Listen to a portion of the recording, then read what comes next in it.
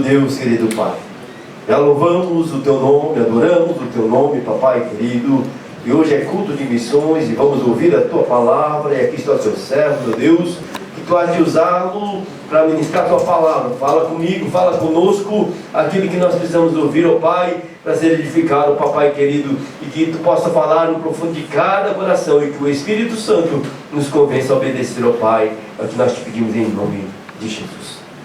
Amém. A paz do Senhor, meus amados. Vamos abrir a Bíblia, o livro do profeta Isaías, capítulo 9. Aleluia.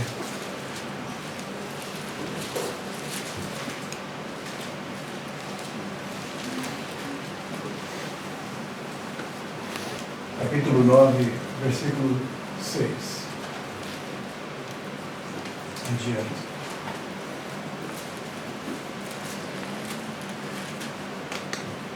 Porque um menino nos nasceu, um filho se nos deu. O principado está sobre os seus ombros, e o seu nome será Maravilhoso Conselheiro, Deus Forte, Pai da Eternidade, Príncipe da Paz. Do incremento desse principado e da paz não haverá fim, sobre o trono de Davi e no seu reino, para o firmar e o fortificar em juízo e em justiça, desde agora e para sempre. O zelo do Senhor dos Exércitos fará isto. Pode sentar, Márcio. Normalmente usamos esse texto para falar sobre o nascimento de Jesus Cristo. Mas esse texto ele mostra algo muito maior e uma extensão muito maior sobre tudo aquilo que Deus tem preparado para a humanidade. Nós cremos que o nascimento de Jesus ele tinha uma finalidade como sempre teve. A Bíblia diz que antes da fundação da terra, Deus já tinha preparado tudo. Deus, ele nunca é pego de surpresa, e o homem, quando pecou, não pegou Deus de surpresa também.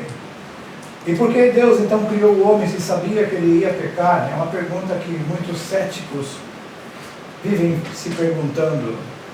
E nós respondemos que Deus, ele soberano como é, sabe que a ser Criador e ser Senhor, sem ter de volta a aceitação, a obediência, não vale nada. Deus não quer criar, tanto é que Ele criou também os anjos com o livre-arbítrio. E os anjos também escolheram errar. Lúcifer, ele achou que podia ser igual a Deus. Ele já tinha a glória, ele já tinha uma honra muito grande dentre os seres celestiais. Deus deu a ele uma beleza, uma estrutura jamais vista. E ele era admirado. A Bíblia diz que quando ele se movia, a música estava nele, desde o dia que ele foi criado. E essa criatura que Deus também deu a ela, a guarda do seu trono, um dia subiu ao seu coração o desejo de usurpar o trono de Deus. Por que Deus fez isso? Porque Deus permitiu isso acontecer. Tem muitas coisas que nós não temos respostas na razão humana, mas Deus, ele é perfeito em todos os seus propósitos. Porque as pessoas que conhecem a palavra de Deus e crescem dentro da igreja acabam não ficando dentro da igreja? Por que muitos que eles sabem o que está certo e o que está errado, mas preferem fazer o errado? Por que muitos andam e fazendo escolhas que sabem que vai trazer problemas? As escolhas que podem levar à desgraça, à morte, à dissolução? Porque tantos casamentos não chegam a um ano e acabam? Essa explicação só é possível se nós conhecermos o propósito de Deus e também saber o que o diabo deseja.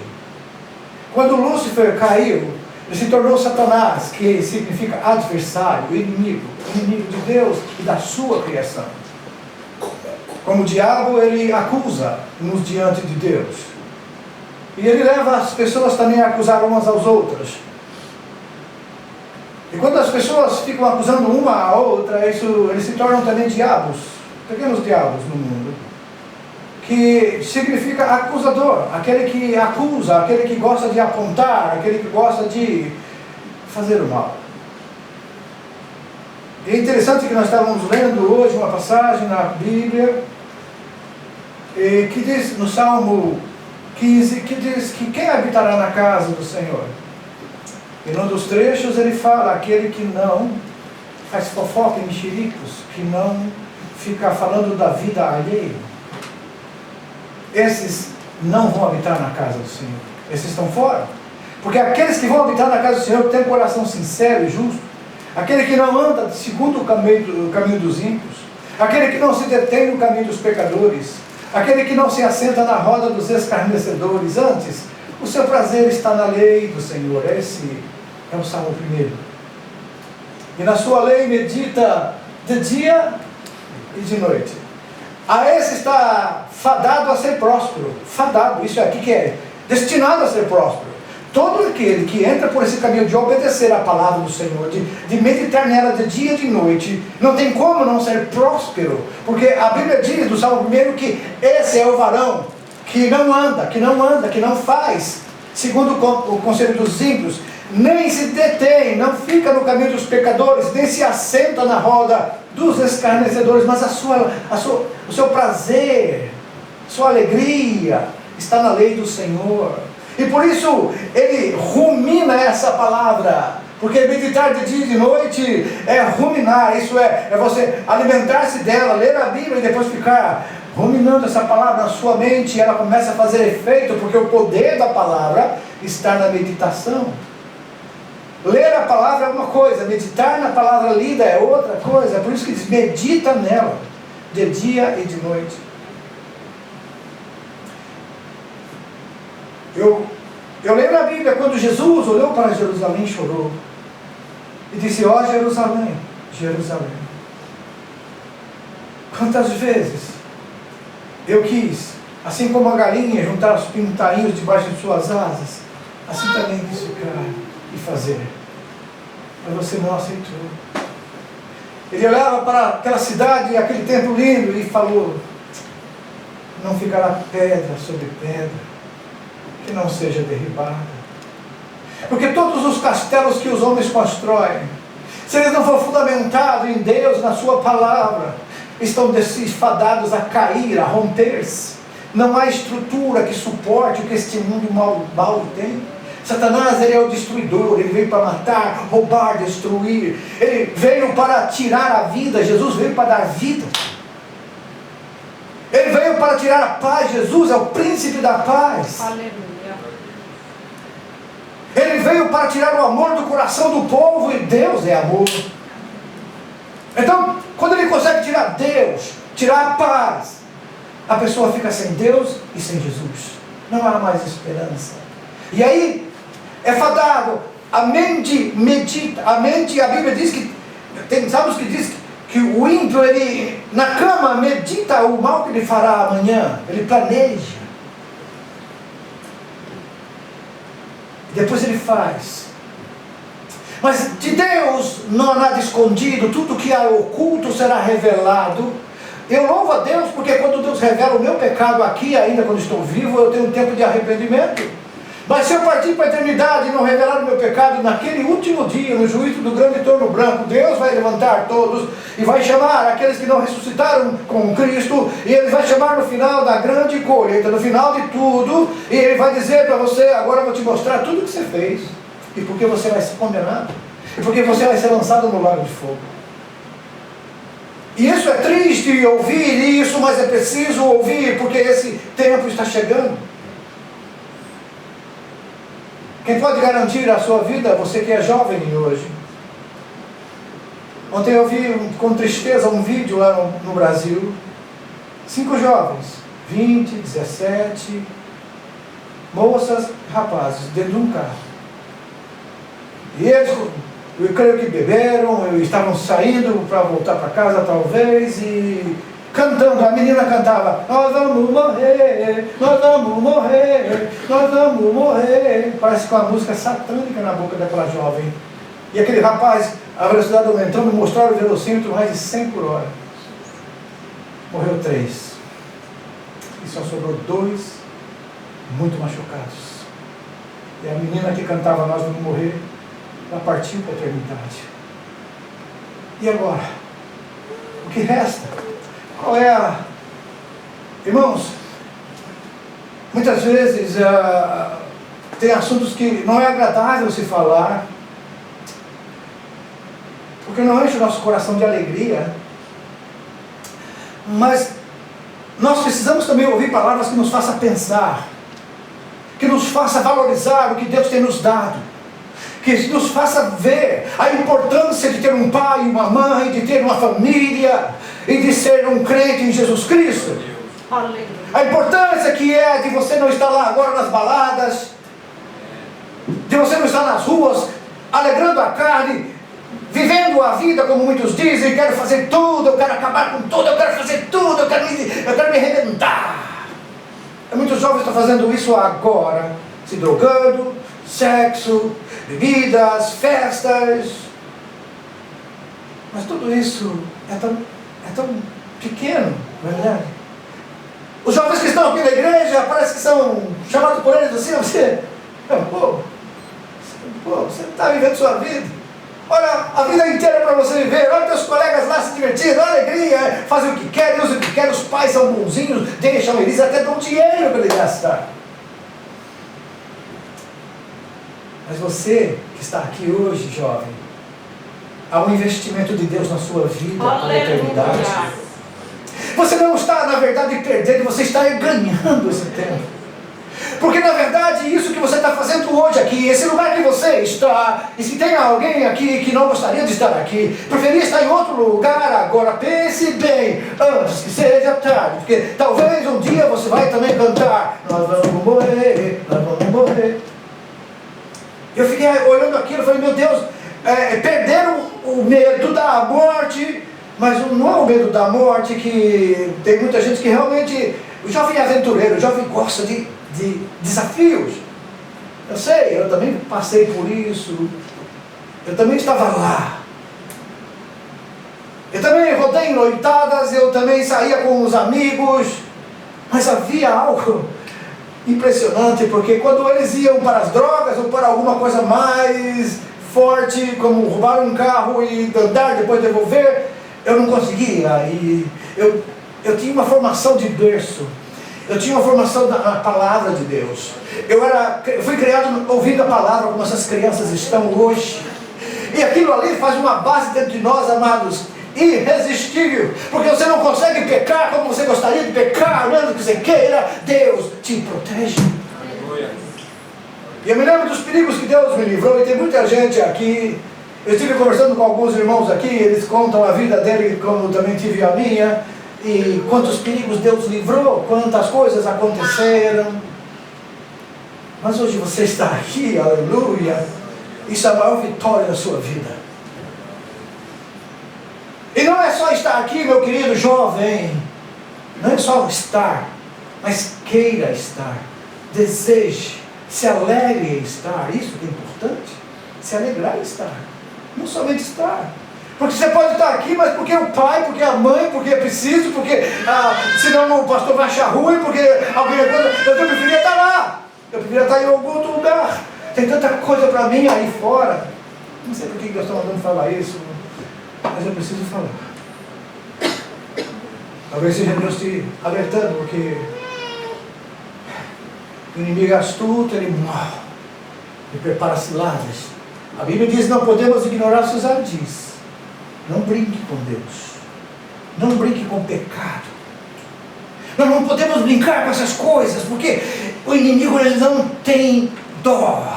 Ele tem prazer no seu sofrimento. Ele tem prazer de que você gema de dor, de você se angustie, que você queime de raiva, de ódio, de vontade de fazer coisas. Ele ama isso porque ele te odeia tanto que ele quer destruir você. Ele só não faz isso porque Deus não permitiu. Mas não saia longe de Deus. Não pense que saindo fora será livre. Ao contrário, é a escravidão que mais o jovem escolhe. Uma vez um jovem saiu da igreja e ele falou: agora eu vou viver a minha vida, eu vou rodar, eu vou fazer tudo que der. E ele saiu. Ele procurava em todos aqueles caminhos que a gente acha que aquilo nos faz livres. Era livre para entrar nas drogas, se tornou escravo das drogas. Era livre para o pecado do sexo, se tornou escravo do pecado sexual. E era livre para outras coisas, se tornou, e ficou tão envolvido com tudo que um dia ele parou e disse: pensei que ia ser feliz, mas continuo vazio, alguma coisa errada eu fiz. Uma decisão muito errada eu tomei, e o que eu faço agora? O inimigo olhou e disse: você é meu, faz uma coisa, tira a sua vida. E ele escreveu um bilhete e disse: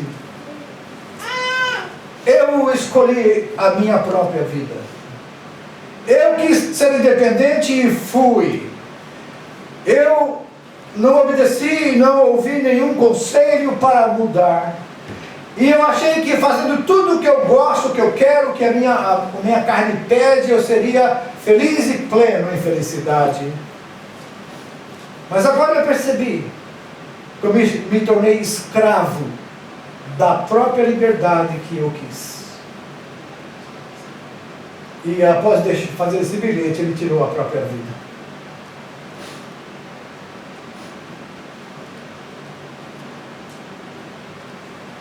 Deus tem falado muito em arrependimento. E nós voltarmos ao primeiro amor, ou então caminhar para aquilo que Deus tem para nós. O propósito de Deus para a igreja e para as famílias é a eternidade, é o céu, é a alegria, gozo e paz no Espírito Santo. Mas a prioridade nossa muitas vezes não é a prioridade de Deus. E nós temos deixado as coisas de Deus em segundo plano. E quando dá tempo, quando podemos, nós então damos tempo a Deus. E isso é um engano.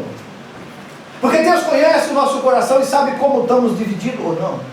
E essa divisão nossa no coração entre escolher o bem e o mal, o certo e o errado, o santo e o profano, isso aí não tem jeito. Alguém tem que tomar uma decisão. E esse alguém é você, é eu. Nenhum pastor, nenhum padre, nenhum bispo, nenhum religioso, nenhuma igreja pode interferir tanto se Deus não interferir na sua vida. Se você lá dentro, Deus conhece o nosso coração, se lá dentro a pessoa não quer Deus, não adianta trazer para a igreja. É preciso trazer. Mas Deus sabe quem ou não vai aceitar. Isso não significa que agora então eu vou ver qual que Deus quer para me trazer. Você não sabe, sabe? Então traga todos. Porque, lembra da parábola da pesca? Eles jogam a rede e puxam. E depois, tirando a rede na areia, eles escolhem os peixes ruins e os peixes bons, eles vão separando. Os peixes bons eles guardam. Os peixes ruins jogam de volta ao mar. E o reino dos céus é assim. Mas você e eu não sabemos qual é o peixe ruim e qual é o peixe bom, sabe? Não. Mas nós temos que pescar então.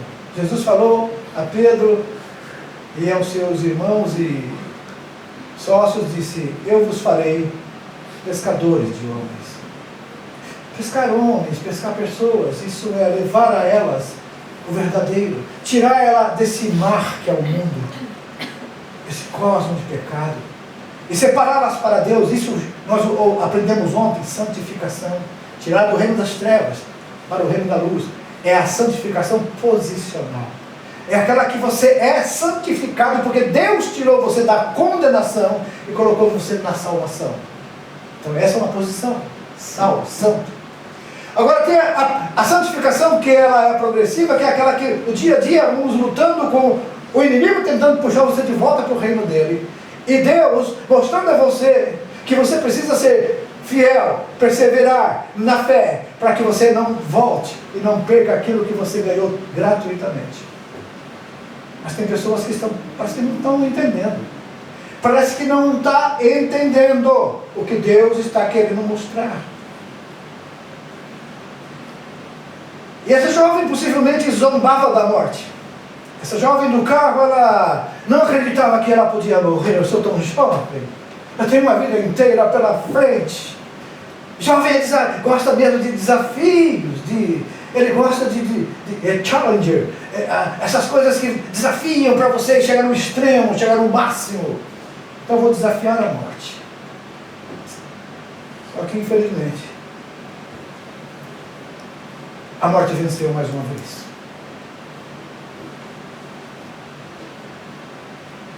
Por que a morte vence? Porque o único que venceu a morte é que muitas vezes eles não querem, que é Jesus Cristo. Se nós não temos quem venceu a morte vence, porque a morte já está em nós. A Bíblia diz que nós estávamos mortos, nós já estávamos mortos, nós não vamos morrer. Mortos em delitos e pecados, é verdade ou não é? Mas através da ouvir a palavra e crer em Jesus, nós saímos da morte para a vida, da condenação para a salvação. Não tem como mudar isso. Olha, vai passar a eternidade, isso aqui vai continuar. Jesus disse que não vai mudar a palavra, nunca vai. As coisas vão acabar na palavra, não. Ela permanece para sempre. Então escute bem, irmãos, e você pode falar para as pessoas que te ouvem. A maior certeza da vida é a morte. Mas para aquele que tem um encontro com a vida, que é Jesus, que ressuscitou e venceu a morte, para esses a morte já não tem mais poder.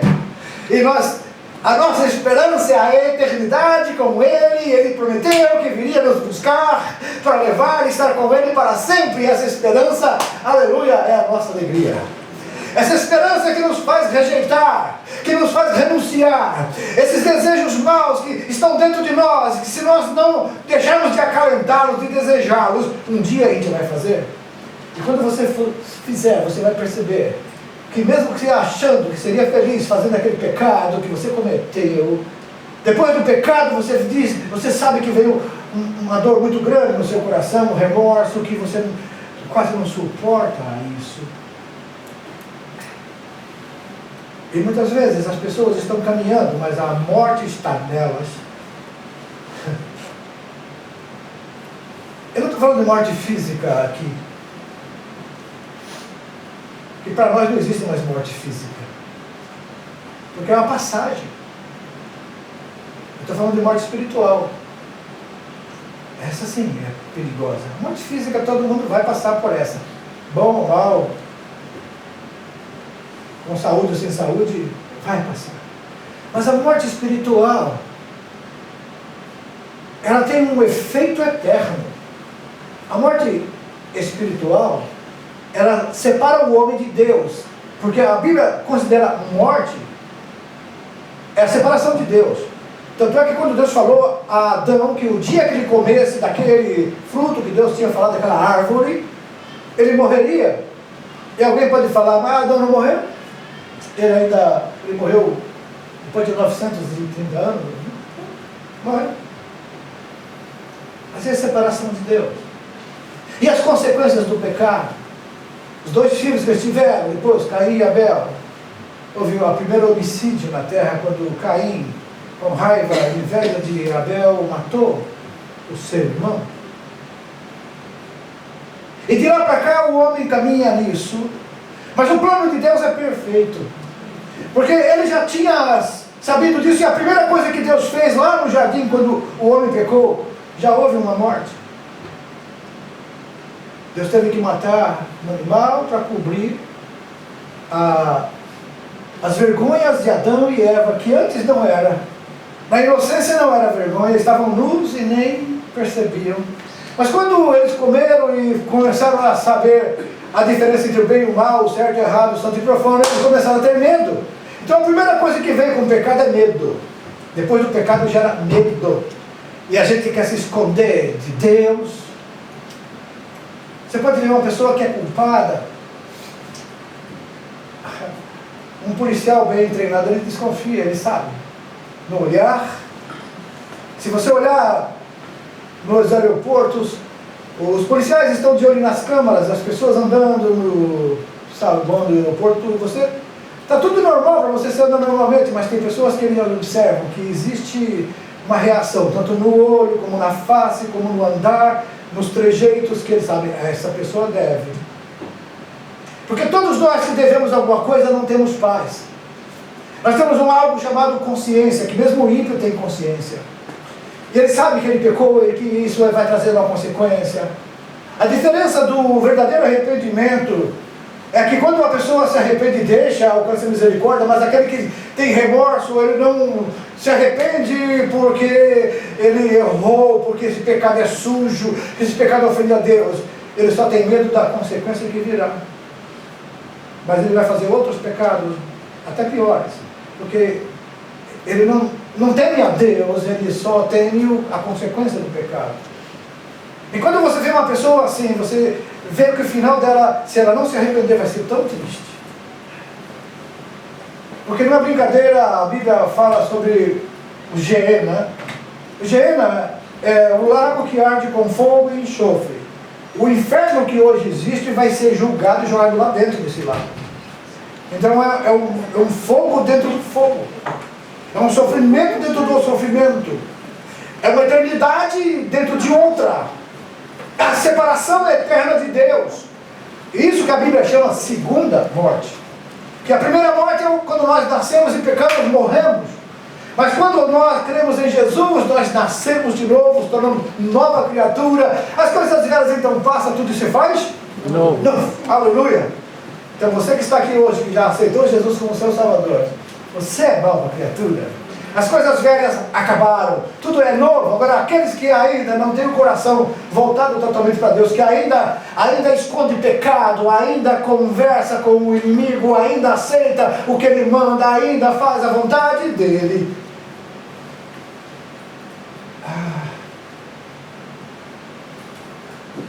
A Bíblia diz que o Geena, o lago de fogo e enxofre, ele foi preparado, não foi para nós, foi para o diabo e seus anjos. Por que então nós vamos para lá se nós não nos arrependemos? Porque seguimos a Ele.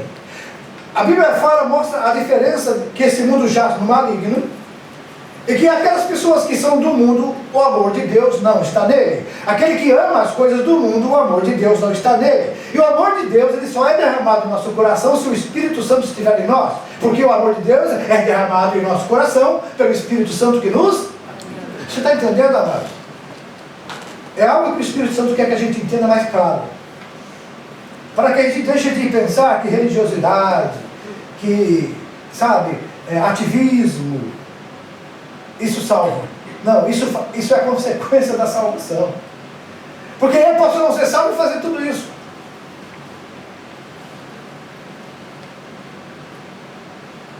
Mas se eu sou salvo, eu vou ser o verdadeiro adorador que o Pai procura, que Ele está procurando. Por que ele procura, amados? Por que ele procura?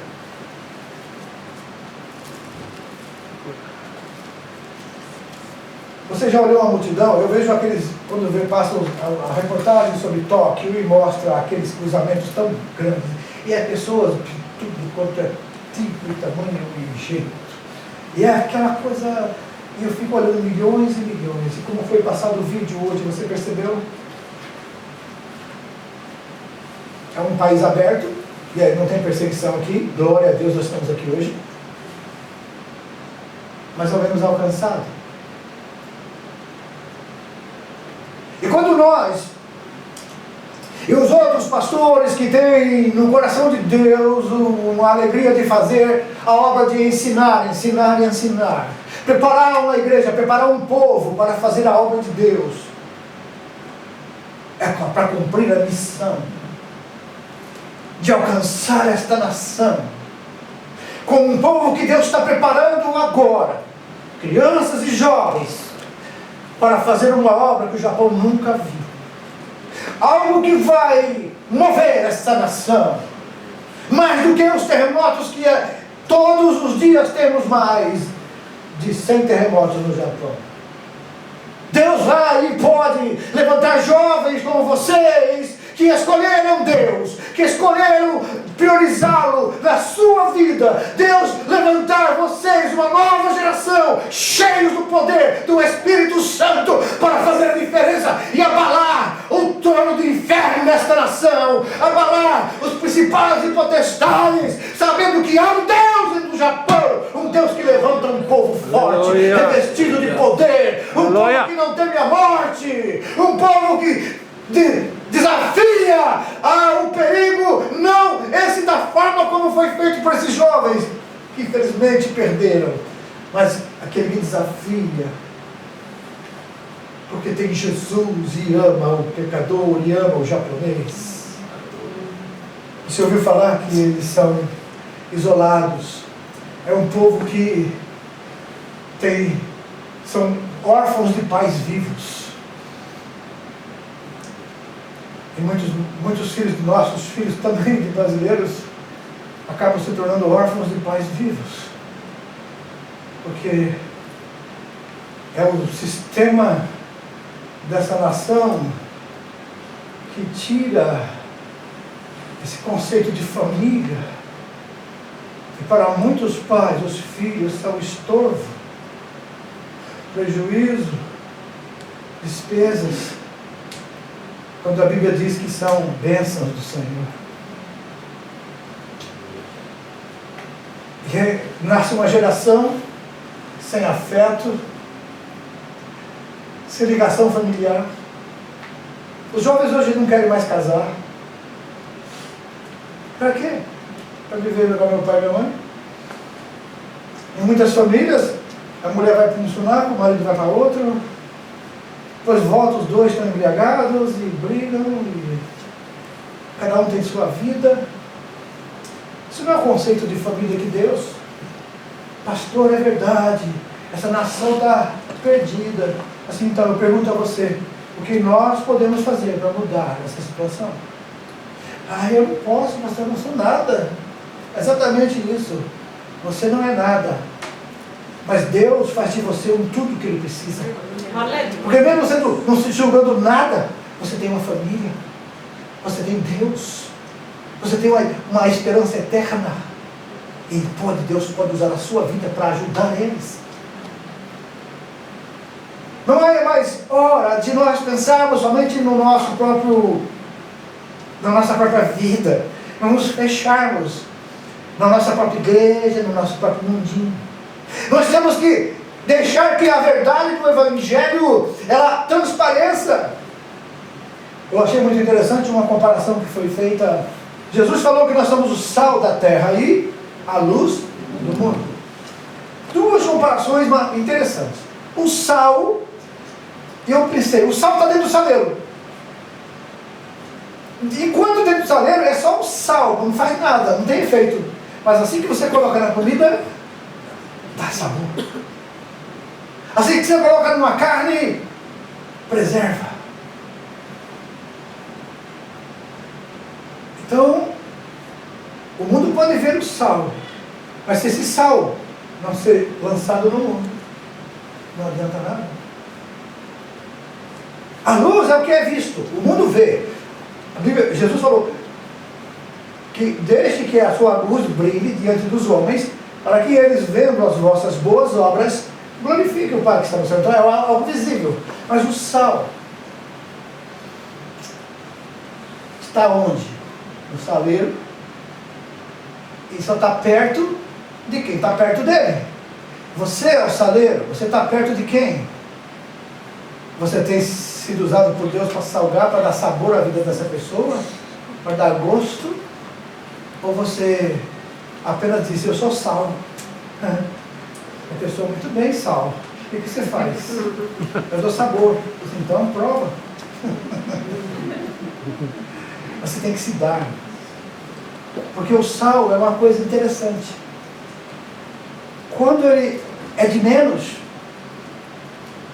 sente falta. Mas quando é demais, gente, está muito salgado. Ok? Então, como saber o equilíbrio? O ponto certo do sal? Só tem um jeito. A palavra de Deus, ela é viva e eficaz. Ela é mais penetrante que espada alguma de 2 gumes. Ela penetra na intenção dos corações, faz a divisão de alma e espírito, juntas e medulas, e é apta para nos ensinar. Então, se nós levarmos a sério isso, nós vamos perceber a hora que está precisando de sal. Porque muitas vezes você fala, vou salgar, aí sai jogando sal. Não adianta. A gente tem que perceber o tempo. Sabe, o cozinheiro, ele vai testando, né? Muito pouco, tem que tirar um pouco de sal, mais sal, né? Assim é o crente. Com esse entendimento que esse Jesus que nós vimos aqui, conselheiro, maravilhoso conselheiro, Deus forte, Pai da eternidade, príncipe da paz, ele veio para dar esse valor para nós. Jesus, no plano de Deus, traria a resposta ao homem de tudo aquilo que ele não tem resposta. Porque o pecado, porque Deus fez, porque Deus não fez. Porque, para perceber, através de Jesus, o Espírito Santo pode habitar em nós, e Ele, que conhece e prescruta as profundezas de Deus, começa a nos revelar, como um conta-gota, vai mostrando para nós a verdade de Deus cada dia. E você vai entendendo e fica impressionado. Uau, como é que eu compreendo isso? É porque o Espírito Santo está te ensinando. Ele habita em você. Nós somos propriedade de Deus, amados. E como saber a quantidade de sal? Aí você vai lá em Gálatas 5, 22. Ali fala de um fruto do Espírito chamado temperança. O que temperança significa? Temperado. Nem muito, nem pouco. É? Outra tradução diz domínio próprio. É saber se conduzir. É saber quando, como falar. Não é só falar. Falar demais dá congestão. E tem gente que acaba dando congestão espiritual nas pessoas. Fala tanto que já quer arrastar a pessoa para Jesus, e já quer fazer ela dobrar o joelho, já quer fazer ela batizar ali, já joga uma água nela, já faz um monte de coisa. A pressa de ver a pessoa salva. Nós pregamos, mas quem salva é quem? É Jesus. Então, amados, vamos tirar essa cobrança de dentro de nós. Você não tem que salvar ninguém, mas você tem que falar do Salvador. É Ele que vai salvar. Quem vai convencer a pessoa não é você, é o Espírito Santo. Então a sua parte já é só pegar a semente e semear. Não é isso que a Bíblia diz? Um planta, outro rega, mas quem dá o crescimento? É Deus. Então, quando nós entendemos isso, primeira coisa, se você está na igreja, você é filho de crente, ou é crente em Jesus, e você sabe disso, você vai dizer, eu vou mudar a minha vida, eu quero viver essa vida plena que o pastor está falando aí, principalmente em Jesus. Eu sei que eu não posso mais enganar Deus, não engano ninguém, porque se os meus pecados não forem revelados, se eu não confessá-los e abandoná-los, eu sei que eu serei condenado, já estou condenado. Porque lembra que Jesus falou que as pessoas não iam ser condenadas, elas já estão. A posição do homem, amados, no mundo é condenação, já estão condenados, eles não vão ser. Porque o salário do pecado é o quê? Então se a pessoa está no pecado, ela está morta, já está condenada. Mas o dom gratuito de Deus então, a vida eterna, através de Cristo Jesus. É por isso que você tem que convidar as pessoas a crerem em Jesus, a aceitar Jesus. Essa é a nossa função. Agora, se ela vai crer ou não, aí já não é problema nosso. Os nossos filhos são criados conosco na casa de Deus, mas eles vão ter as suas escolhas. Eu não posso obrigar obrigá-los, você não pode obrigá-los a fazer. Mas enquanto estiver debaixo do seu teto, diga, me siga. Depois que sair do seu teto, fala, você escolhe o seu caminho agora, mas você já te dei a opção da escolha. Porque tem pais que dizem, ele que vai escolher, ela que vai saber o dia que ela quer, o dia não. Você tem que mostrar para ela um caminho, pelo menos. Uma opção. Senão fica esse sistema construtivista de ensino que começou lá na década de 60, que deixa a criança escolher o que ela quer aprender. E tem muitas escolas que usam isso. E se a criança não... Tem escolas hoje, mas o aluno não quer ouvir uma matéria, não me interessa com geografia. Aí então quando vai a professora de geografia fala assim, professora, geografia, eu não quero. Então pode ficar lá no corredor. Fica no corredor esperando a aula terminar. Não sei se a sua escola é assim, mas tem muitas que são. Não estou falando disso que eu acho, não. Porque a gente vê, a gente lê, a gente sabe. Deus, Ele deu a você e a mim uma capacidade de ser orientadores. Pai e mãe já tem um significado, aqueles que vão preparar o filho para o mundo. E eles são como flechas no arco. Você está segurando elas. Mas se você tem que ser uma pessoa que acerta a pontaria para mostrar para os teus filhos que a direção que você está dando para eles é a correta, eles vão acertar o alvo. Porque tem muita flecha que saiu e se perde. Não volta. Porque a Bíblia diz, depois que você, enquanto está na sua mão é seu, soltou, vai para o destino. Até a gente brinca de que tem pai e mãe que amarra uma cordinha na flecha, joga de frente, querendo puxar de volta.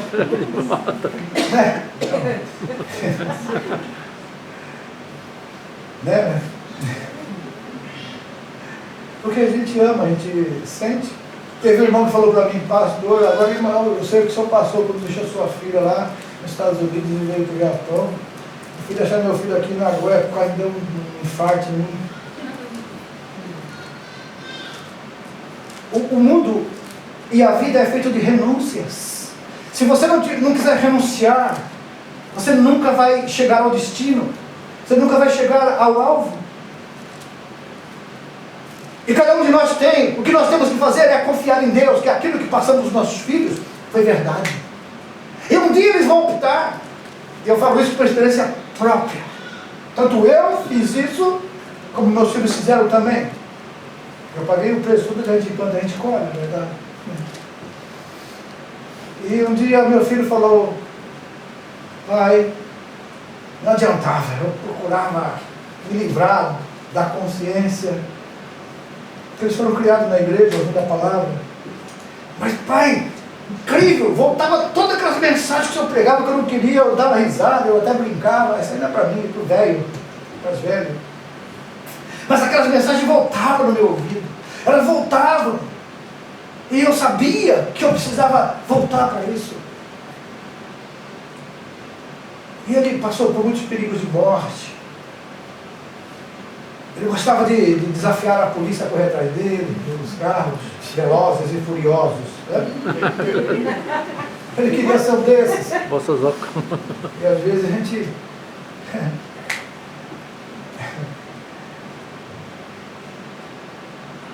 Muitos perigos passou.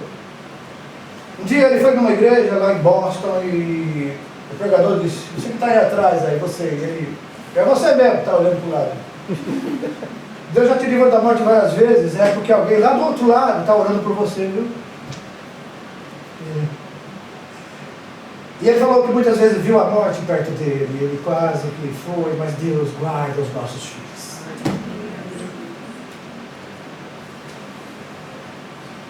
Se você é obediente a Deus, as promessas de Deus nunca falharão na sua vida. Porque esse conselheiro maravilhoso, Deus forte para a eternidade, o príncipe da paz, Ele é o mesmo ontem, hoje, eternamente. E também por Ele, para Ele, são todas as coisas, porque dEle, por Ele, para Ele. Essas coisas todas que nós estamos falando, eu estava hoje ali sentado e Deus me mostrava assim o cosmos, os princípios. Porque a Bíblia vai dizer, eu sou o princípio e o fim. O que é princípio e fim? Não existe para Deus princípio e fim. Ele simplesmente é. Porque como Ele é eterno, a eternidade não tem começo. E como Ele é também eterno no futuro, o futuro não existe fim. É só uma forma de nós entendermos que tudo que você pode imaginar, Deus já sabe. Deus já tem nos começos e nos fins. Porque Deus é eterno. E para Ele não existe limites. Ele está no controle. Mas Ele é tão bom que lá em João 3,16 Ele disse, eu amei o mundo de tal maneira que dei o meu Filho amado, para que todo aquele que crê não pereça, mas tenha a vida eterna. Então você crê em Jesus, você tem a vida eterna. Por favor, não jogue isso no lixo. Não disfarça disso, não. Não ache que você está aqui só porque seu pai quer, sua mãe quer, porque você quer agradar alguém.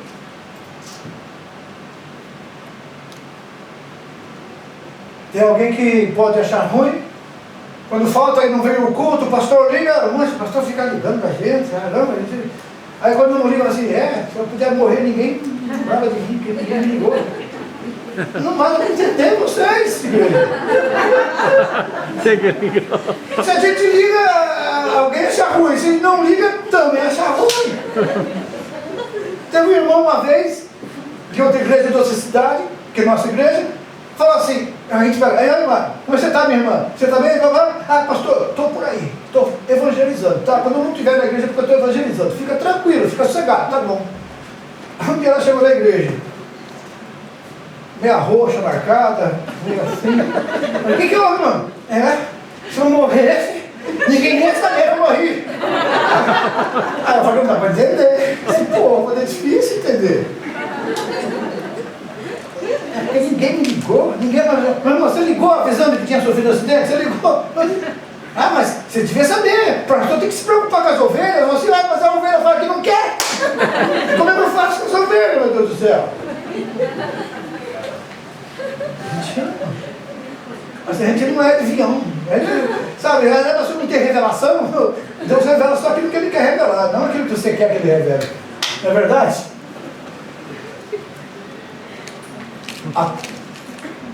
A razão de tudo isso que eu estou falando é que Deus estava me mostrando ali o cosmos. Os planos de Deus são tão perfeitos. A gente vê todo esse planejamento do inimigo, a forma como ele usa, enganando os seus afetos de que reinarão com ele, que darão a eles uma vida eterna também, que vão ser felizes tanto aqui na terra como lá na eternidade, porque no céu ele não vai mesmo, então já nem promete céu, promete um inferno gostoso. Aquele inferno que regula o calor, né? Então as pessoas acreditam nisso. E outra coisa que ele engana as pessoas é que ele quer dizer que ele é o rei do inferno. Quem falou para vocês que o diabo é o rei do inferno, amados? Quem falou que ele reina? Já apareceu até uns vídeos dele sentado num trono no inferno, os demônios vindo e saindo. Irmãos, isso aí é alegoria, isso não existe. A Bíblia diz que o inferno foi preparado para eles. O julgamento é juízo de Deus, ele não é chefe de nada. Ele só manda naqueles que obedecem a ele. E Jesus falou, vocês são os filhos do diabo, porque vocês fazem tudo que ele manda. Mas ele sabe o que está reservado para ele. Por isso que ele está agindo de uma forma tão violenta no mundo agora, que o tempo dele está acabando. E a Bíblia já avisou isso. Que o diabo ele veio à terra e está furioso, porque sabe que o tempo dele está acabando. E olha a desgraça no mundo.